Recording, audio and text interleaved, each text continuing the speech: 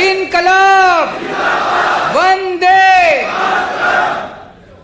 आज इतनी भारी संख्या में आप सब लोग यहाँ पे पधारे, पूरा हॉल खचाखच भरा हुआ है और बहुत सारे लोग बाहर भी खड़े हुए हैं। आप सब लोगों का तहे दिल से बहुत बहुत शुक्रिया, बहुत बहुत आभार।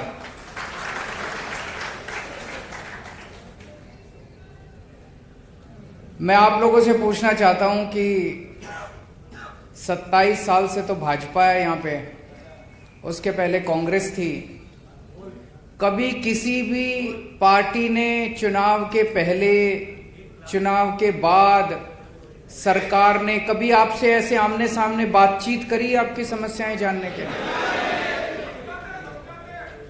धमकाते हैं बस, कभी आज तक बातचीत नहीं करी। ये पहली बार हो रहा है। पिछले 6 महीने से मैं गुजरात आ रहा हूं। आज हम टेक्सटाइल के ओनर्स के साथ, कर्मचारियों के साथ बात कर रहे हैं। कई सारे पेरेंट्स आए हुए हैं, उनसे बात कर रहे हैं। हमने अलग अलग मुद्दों पे गुजरात के अलग अलग हिस्सों में जाके जनता के साथ बातचीत करी, उनकी समस्याएं समझने की कोशिश करी कि क्या समस्या है, तभी तो समाधान निकलेगा। आज जिस तरह से हम इस चुनावी कैंपेन के अंदर आपसे बातचीत कर रहे हैं और आपकी समस्याएं समझ के उसका समाधान निकालने की कोशिश कर रहे हैं, मेरा आप लोगों को वादा है कि जब सरकार बनेगी तो सरकार भी ऐसे ही चलेगी, बातचीत के जरिए, जैसे चुनाव चल रहा हम लोगों का। जैसे चुनाव के दौरान आपसे बातचीत कर रहे हैं, वैसे ही चुनाव के बाद, सरकार बनने के बाद आपसे बातचीत करेंगे और आपकी समस्याओं का समाधान निकालेंगे। और जैसे वो लोग चुनाव के पहले भी आपसे बात नहीं करते, वो चुनाव के बाद भी आपसे कभी बात नहीं करते। तो मैं सीधे सीधे मुद्दों पे आता हूं। सबसे पहली चीज है, जिस समाज में व्यापारी खुल के निडरता के साथ व्यापार नहीं कर सकता, वो समाज की अर्थव्यवस्था कभी भी आगे नहीं बढ़ सकती। वो समाज गरीब ही रहेगा, वो समाज अमीर नहीं बन सकता। अमीर तो तभी बनेगा जब व्यापार आदमी खुल के करेगा, बिना डर के करेगा। आज आप लोगों ने, यहां इतने सारे लोगों ने आने की हिम्मत करी, आपकी हिम्मत की मैं दाद देता हूं।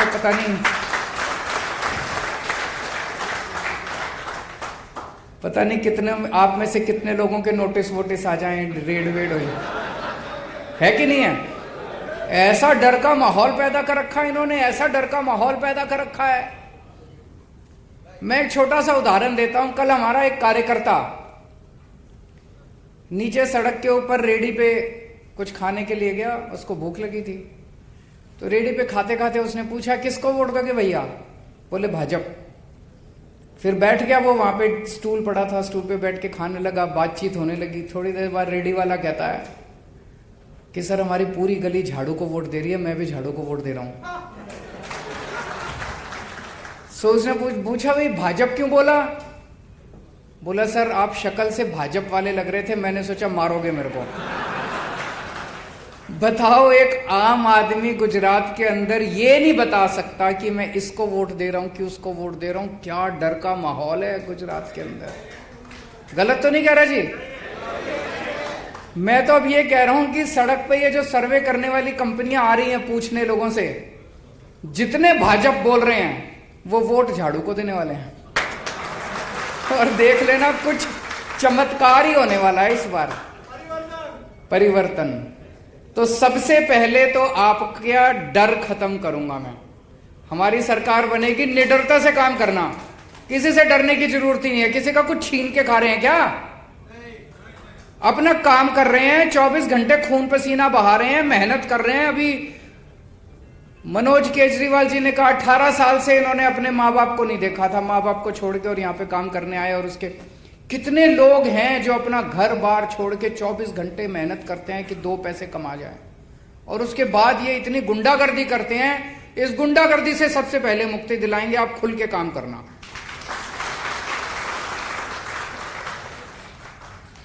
सम्मान देंगे आपको। मैं बहुत बड़े बड़े व्यापारियों से मिला, सब कहते हैं जी जिंदगी में पैसा तो बहुत कमा लिया, लेकिन जैसी ये सरकारें हैं, सरकारें ऐसे करती हैं जैसे कोई हर व्यापारी चोर हो, इस तरह से ट्रीट करती हैं। टैक्स डिपार्टमेंट वाले भी, ये भी, वो भी ऐसे करते हैं जैसे कोई चोर हो। एक व्यापारी 24 घंटे मेहनत करके अपने घर के बच्चों के लिए पैसे कमाता है, उसमें से टैक्स देता है, दान पुण्य का काम करता है, धर्म का काम करता है, समाज को पालता है। तो सबसे पहले आपको डर दूर करेंगे, दूसरा आपको पूरी तरह से सम्मान, तरह तरह से सम्मान दिया जाएगा सरकार की तरफ से कि हमें गर्व है, देश को गर्व है आपके ऊपर। रेड राज बंद करेंगे। दिल्ली में बंद कर दिया रेड राज, कोई इंस्पेक्टर रेड मारने नहीं जाता, किसी डिपार्टमेंट का कोई इंस्पेक्टर किसी को नहीं भेजते हम। मेरा अपना ये मानना, ये जितने रेड मारने जाते हैं, ये कोई व्यापारी से टैक्स लेने नहीं जाते, ये अपने लिए, अपना घर भरने के लिए जाते हैं, वसूली के लिए जाते हैं। आपको जान के ताज्जुब होगा जी, 2015 में दिल्ली में हमारी सरकार बनी, उस टाइम दिल्ली का 30,000 करोड़ का रेवेन्यू था। फिर हमने सारी रेड बंद कर दी। मेरे को कई अफसरों ने कहा जी ये रेड मत बंद करो, ये व्यापारी चोर हैं, ये टैक्स नहीं देंगे। मैंने कहा भरोसा रखो, व्यापारी खुद मन मर्जी से टैक्स देना चाहता है, वो चाहता है सरकार तंग ना करे। आज भाई साहब 75,000 करोड़ का रेवेन्यू हो गया मेरा 7 साल के अंदर बिना रेड के। तो आपकी सारी रेड बंद, कोई इंस्पेक्टर आपको तंग करने के लिए नहीं आएगा। चौथी चीज जो सबसे ज्यादा अब निकल के आई कि पैसे की धोखाधड़ी।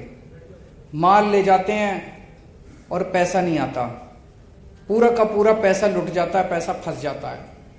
बहुत सारे ऐसे किस्से मैंने सुने हैं कि ऐसी कई पार्टियां आई, 4-5 महीने तो अपनी गुडविल बना लेती हैं मार्केट में, पहले 2 करोड़ का काम किया, फिर 4 का किया, और फिर एकदम से 20 करोड़ का काम करके और सारा सामान लेके और गायब हो जाती है मार्केट से। होता है कि नहीं होता ऐसे? और कई लोग इस तरह से डूब चुके, उनका सारा पैसा फंस चुका।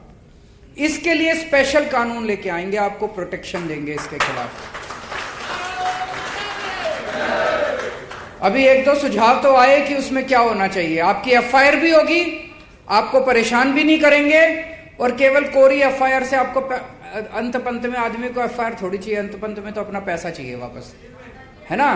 तो एफआईआर भी होगी और पैसा भी वापस दिलाएंगे आपको आपका। और ये पेमेंट की प्रॉब्लम केवल सूरत की या गुजरात की नहीं है, पूरे देश की है। जितने व्यापारी हैं, मैं तो व्यापारी समाज से आता हूं, जितने व्यापारी हैं सब इस पेमेंट की प्रॉब्लम से जूझ रहे हैं।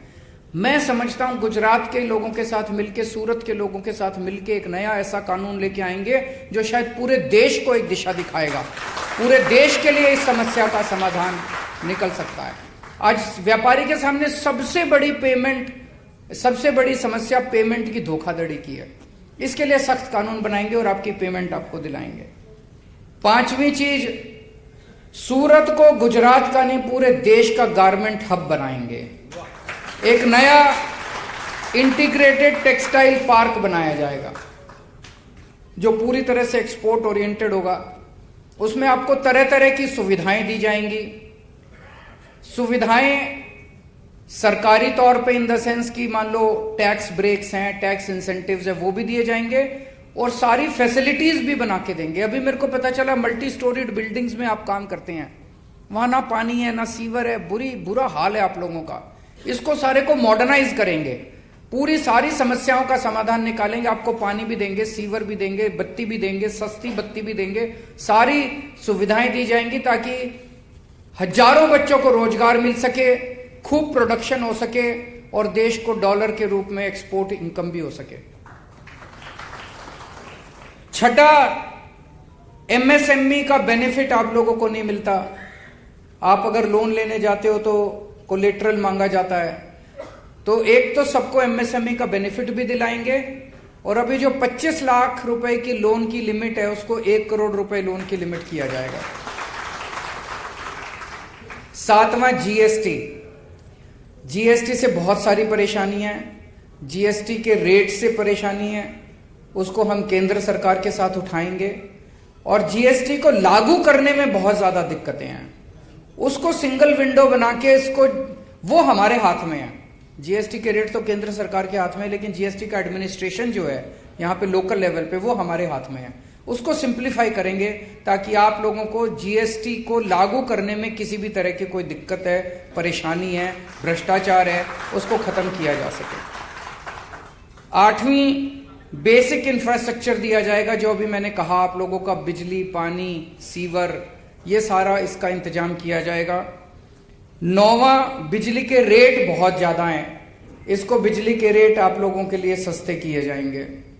और 10वां, दिल्ली में हमने नया एक्सपेरिमेंट किया, door step delivery of services.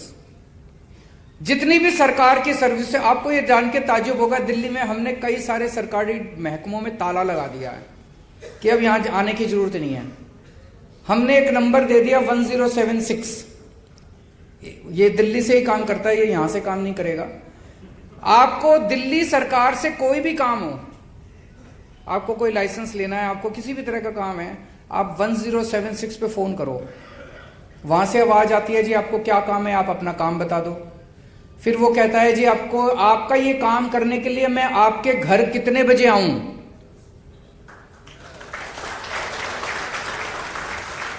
आपको सरकारी डिपार्टमेंट में जाने की जरूरत नहीं है, सरकार आपके घर आके आपका काम करके जाएगी। आप अगर कहते हो, जी मैं तो लेट आता हूं दफ्तर से, रात को 10 बजे आना, रात को 10 बजे दिल्ली सरकार से एक अफसर आपके घर आके आपका काम करके जाता है। किसी दलाल के चक्कर काटने की जरूरत नहीं, किसी को रिश्वत देने की जरूरत नहीं, दफ्तर से छुट्टी लेने की जरूरत नहीं, सब कुछ ऑनलाइन है। और जो ऑनलाइन ना कर सके उसके door step delivery of services है। इसको गुजरात में भी लागू करेंगे। आपको किसी दफ्तर में जाने की जरूरत नहीं है, किसी को पैसे देने की जरूरत नहीं है, किसी दफ्तर के चक्कर काटने की जरूरत नहीं है। अपना काम करो, फलो फूलो, यही हम चाहते हैं। आप फलोगे तो देश तरक्की करेगा, और आप अपना धंधा छोड़ के सरकारी दफ्तरों के चक्कर काटोगे तो देश भी कैसे तरक्की करेगा। ये सरकारी दफ्तरों को भूल जाना, एक बार हमारी सरकार बनेगी, आप चिंता मत करना, सरकारी दफ्तरों को हम संभाल लेंगे, आप अपना धंधा संभालना। अब 2 बातें और आई। एक तो सुराना साहब ने फीस की बात करी और उनके साथ कई सारे पेरेंट्स आए हुए हैं। आपकी बात बिल्कुल सही है सुराना साहब, सारे स्कूल खराब नहीं है प्राइवेट, लेकिन अधिकांश स्कूलों ने गुंडागर्दी मचा रखी है, बहुत ज्यादा गुंडागर्दी मचा रखी है। कानून के मुताबिक कोई भी स्कूल, जितने स्कूल होते हैं ना, ये कानून के मुताबिक चैरिटेबल ट्रस्ट होते हैं, ये उससे कमाई नहीं कर सकते। कोई भी स्कूल आपकी फीस से कमाई नहीं कर सकता, प्रॉफिट नहीं कमा सकता। हमने दिल्ली में, हमारी सरकार बनी, हमने दिल्ली के सारे स्कूलों का ऑडिट करवाया, फाइनेंशियल ऑडिट। और आपके जान के ताज्जुब होगा, नाम लेना तो ठीक नहीं है, लेकिन अपने मन में सोच लेना, देश के जितने बड़े से बड़े नामी गिरामी स्कूल हैं, किसी के पास 40 करोड़ की एफडी, किसी के पास 60 करोड़ की एफडी, पैसे कमा एफडी करा के बैठे हैं, उससे इंटरेस्ट पे इंटरेस्ट कमाए जा रहे हैं, और आपके बच्चों की फीस पे फीस बढ़ाए जा रहे हैं। ये तो गैर कानूनी था। आपको यह भी जान के ताज्जुब होगा, हमारी सरकार जब ऑडिट खत्म हो गया, कई स्कूलों से हमने एफडी तुड़वाई और बच्चों की कई कई सालों की फीस वापस करवाई। ये कोई चमत्कार से कम नहीं था। आज तक इतने बड़े बड़े स्कूल, आप मन में जो भी स्कूल सोच सकते हो सोच लो, उन स्कूलों ने अपने बच्चों के पेरेंट्स के अकाउंट में पैसे वापस करे हैं। ऐसा हुआ है इस देश के अंदर, नहीं तो कौन स्कूल वापस करता है पैसे। कभी लाइब्रेरी फीस, कभी डेवलपमेंट फीस, कभी पिकनिक फीस, कभी ढिमका फलाना ढिमका फीस, फीस पे फीस लेते रहते हैं ये लोग। तो एक ये करा, और उसके बाद हमने ये कर दिया, भाई कोई भी फीस अगर बढ़ानी है तो आप सरकार से परमिशन लोगे। 7 साल से दिल्ली में किसी स्कूल को फीस नहीं बढ़ाने दी हमने आज तक। गौतम साहब ने कहा कि उनकी बच्ची को स्कूल से निकाल दिया गया, तो 2 चीज है सुराना साहब, एक तो सारे गुजरात के लोगों को कह दो हमारी सरकार बनवा दें, अगले 5 साल तक किसी प्राइवेट स्कूल को फीस नहीं बढ़ाने देंगे, ये मेरी गारंटी है। और दूसरा, गौतम साहब जैसे जितने लोग हैं जिनके बच्चों को इन्होंने गुंडागर्दी करके स्कूल से बाहर कर रखा है, सरकार बनने के 24 घंटे के अंदर सारे बच्चे स्कूल के अंदर होंगे।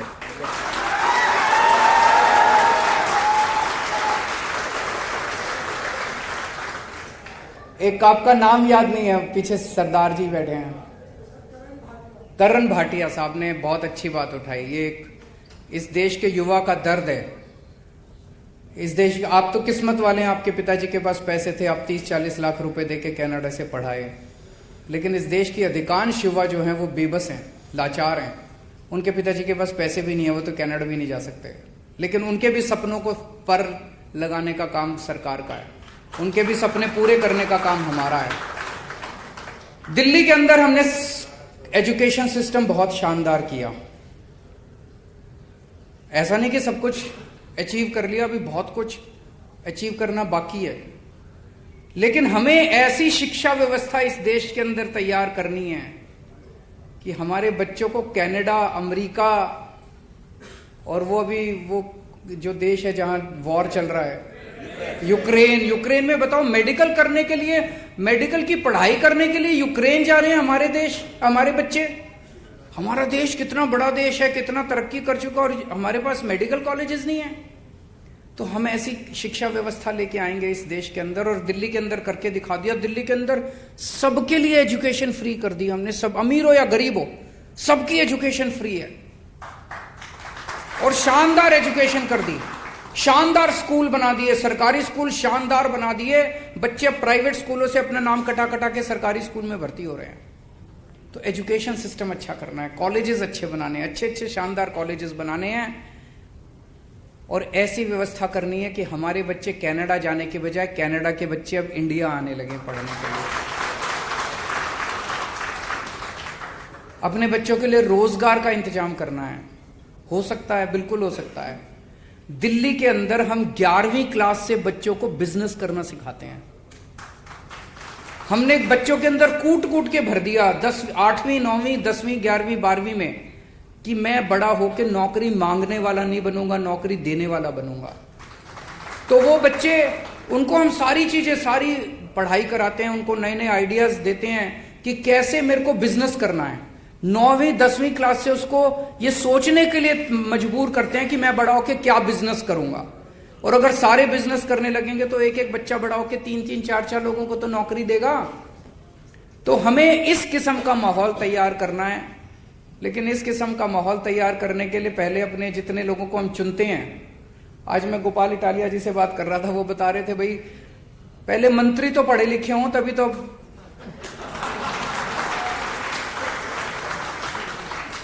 अब अगर हम ऐसे मंत्रियों को चुनेंगे, ऐसे एमएलए को चुनेंगे जो खुद अनपढ़ है, तो वो क्या आपके लिए स्कूल बनाएगा। इनसे मैं बात कर रहा था, एक इनके पास लड़का आया गोपाल के पास, उसने आके इनका हाथ पकड़ लिया, कहता भैया आपको वोट दूंगा। तो उसने कहा क्यों, इतना क्यों वो हो रहे हो। तो उसने कहा जी ये जो अपना एमएलए है लोकल, इसके पास एक बारी मैं काम कराने गया, 2 घंटे बिठाया उसने। मैंने पूछा क्यों बिठाया, कहता ये तू लेके आया, ये इंग्लिश में है, मेरा इंग्लिश पढ़ने वाला जब आएगा तब।